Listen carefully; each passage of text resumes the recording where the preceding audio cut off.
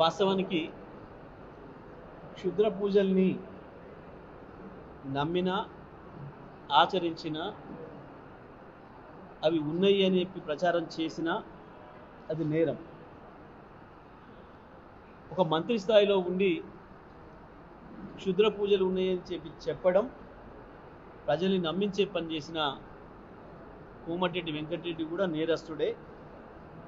ఆయన పైన చట్టరీత్యా చర్యలు తీసుకోవాలి. ఆయన మంత్రివర్గంలో ఉండే అర్హత కూడా లేదు.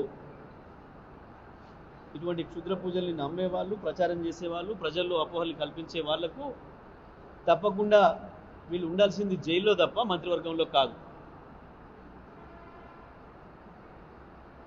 ఆయన ఉండాల్సింది జైల్లో తప్ప మంత్రివర్గంలో కాదు.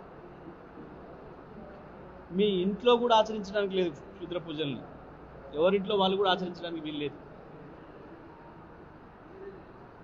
అవి లేని మహిమలు ఉన్నాయి అని చెప్పి ప్రచారం చేసే హక్కు ఎవరికి కూడా లేదు. అది సమాజంలో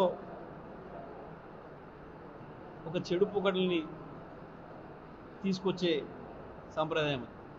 గతంలో మనం చూసినాం, మనం నెల 2 నెలలకు ఒక వార్తను వినేది. గతంలో ఈ క్షుద్ర పూజలు చేసిరన్న వాళ్ళను ఊరంతా కలిసి చంపేసిరని రకరకాలుగా. మరి కోమటిరెడ్డి వెంకటరెడ్డి కూడా ఇవాళ అటువంటి జరిగినాయి అని తెలిస్తే మంత్రిగా అదేందో బయట పెట్టడం నీ బాధ్యత. లేదు అవి ఉన్నాయి, దానివల్లనే అక్కడ ఏదో జరిగింది అని కనుక నువ్వు చెప్పింది ఏదైతే ఉందో ఇది పూర్తిగా శిక్షార్హమైన నేరము.